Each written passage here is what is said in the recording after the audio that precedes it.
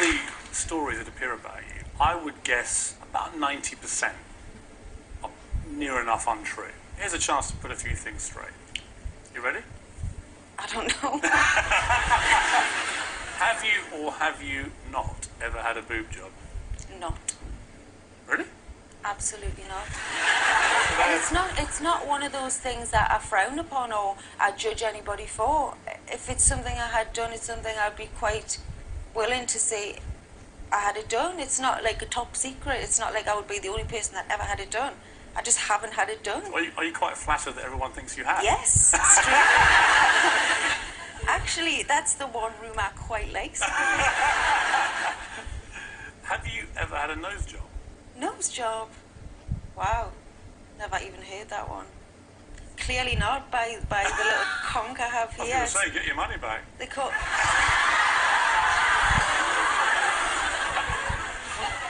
Everyone's allowed an imperfection. No, yours is your hooter. They call it... I quite like the little ridge. And they call it the Tweedy Snack. The Tweedy Snack? Yes. I've got a tweedy nose. A Tweedy Snack? Yeah.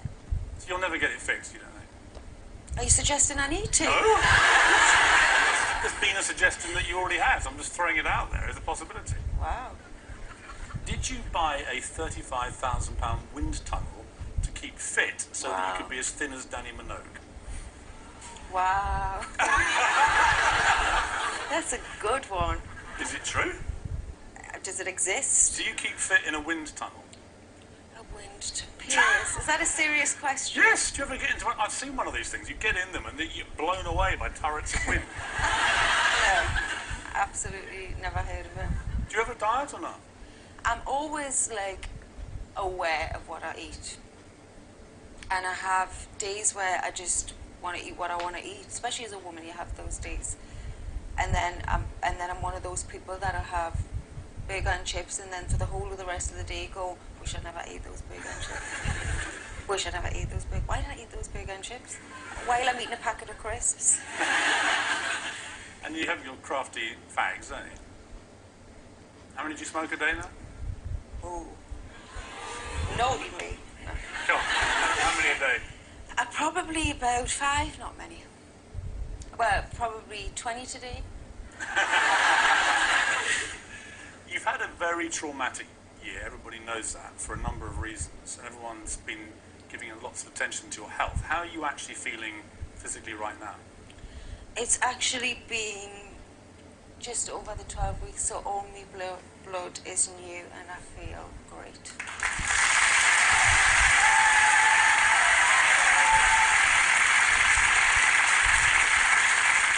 Are you back to your fighting best, do you think? Are you feeling 100%? I'm probably feeling 95, and I don't think for a long time I felt 100, so I'm definitely on my way. People knew that you were sick. Then came the stories about malaria, but no one has ever really worked out the truth about this. Okay. Now we're going to get the chance. In July this year, Cheryl took time out from her busy schedule and jetted off for a holiday in Africa with her close friend Derek Hoff. Cheryl and I decided to go to Tanzania on holiday. It was a fantastic time. We got a few little mosquito bites here and there, but we had taken the tablets and we thought, everything would be okay. 2 weeks later, Cheryl was at the X Factor auditions in Cardiff when she began to feel ill. We genuinely thought she had a hangover on the day. That's what somebody told us, so we were teasing her all day long. And we didn't think anything about it till the following day when I get a phone call to say that she's collapsed on a photo shoot. When I arrived at the photo session, I could tell she was so weak, she was grey, and for some strange reason I thought her face looked a bit puffy. Cheryl was sent home to rest and a doctor was called. Right before the doctor left, I just kind of had this kind of overwhelming feeling of she needs to get her blood, checked. He didn't know it yet, but Derek's quick thinking may have saved Cheryl's life. The couriering of the blood and the alerting of the hospital and the prompt response by the medical team, I think, really was essential. the doctor said, you know, she needs to come in right now. Cheryl was in serious trouble and was rushed to intensive care. Her body had swelled so much. I couldn't see her eyes, they were just like slits. I was a different person.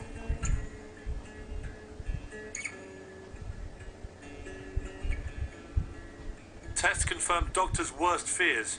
Cheryl had malaria. There are 4 types. She had the worst one, and it's a dangerous, life-threatening type of malaria. The kidneys weren't working, the lungs were filled with fluid, there was parasites all over in her blood. Cheryl was told that the next 36 hours would be make or break for her. She was deteriorating all the time. Her breathing was much worse as time went by, and we thought it was only fair to let everyone know just how seriously ill she was. I remember Cheryl saying, you know, am I going to die? And I remember the doctor coming up to her and saying, there's a possibility. I don't know how somebody copes with the fact they might die.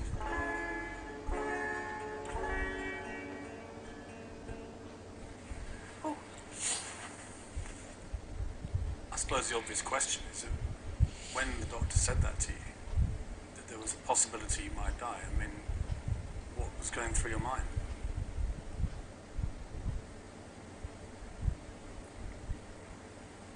I was just so weak and sick. I was actually thinking, if it's gonna happen, please just hurry up. I wasn't scared. I was tired. I was exhausted. I'd been sick for a while and I was just over it. I was over feeling so ill. Did you realise how serious it was? It was actually day after my birthday. I got the first symptoms, and I'd had 2-3 vodkas the night before, and I never drink. I'm not a drinker. And I just thought, this really affects me.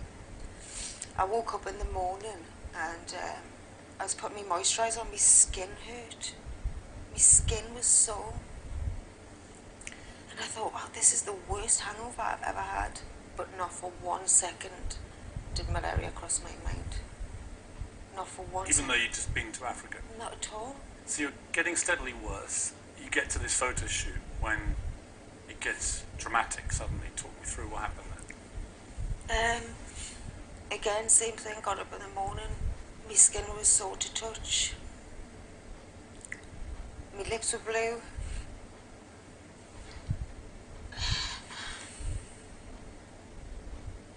And I was drenched.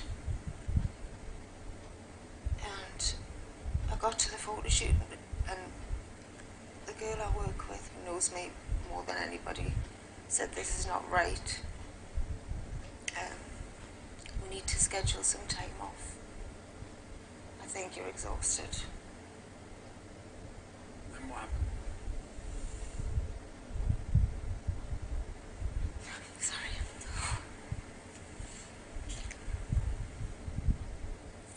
One second. God, I really don't want it to be morbid.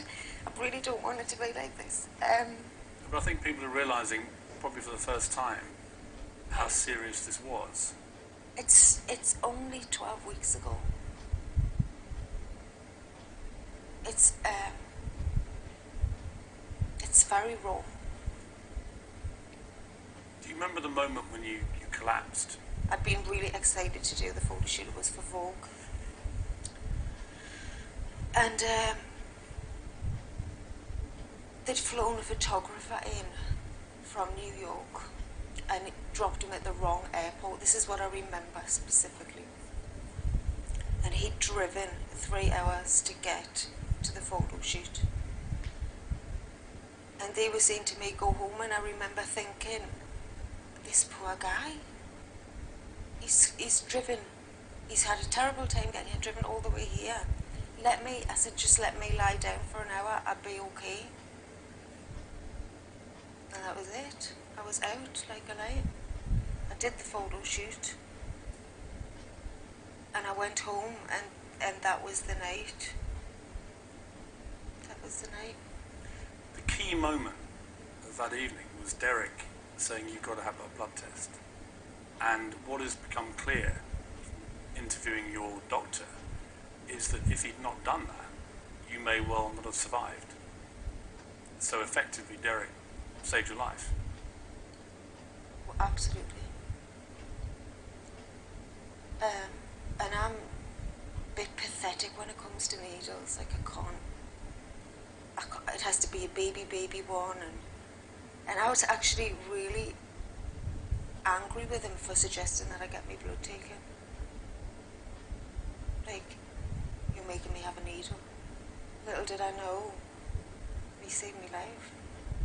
Your mother said in her interview that your organs began to fail. Are you even aware of any of this? I remember actually feeling like I was dying, if that makes any sense.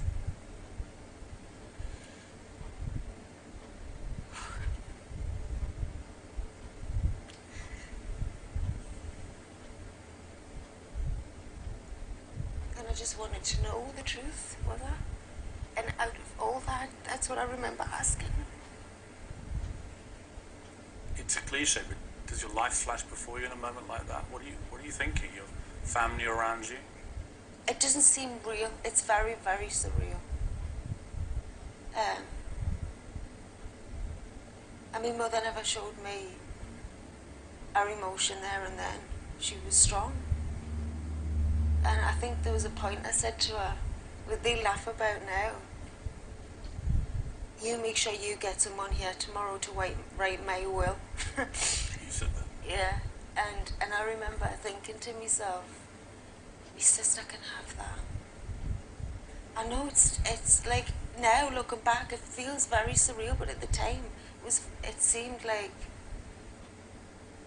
almost matter of fact. You owe a lot to Derek. Yeah. I mean, pretty amazing thing that he did. Just his instinct probably saved your life. Yeah. That's a pretty good friend to have. He's an amazing, amazing person, and I can never repay him for that. That's my life. I just don't think somebody like you would fall in love and marry a complete idiot. You know, apart from the obvious, he never tried his bad.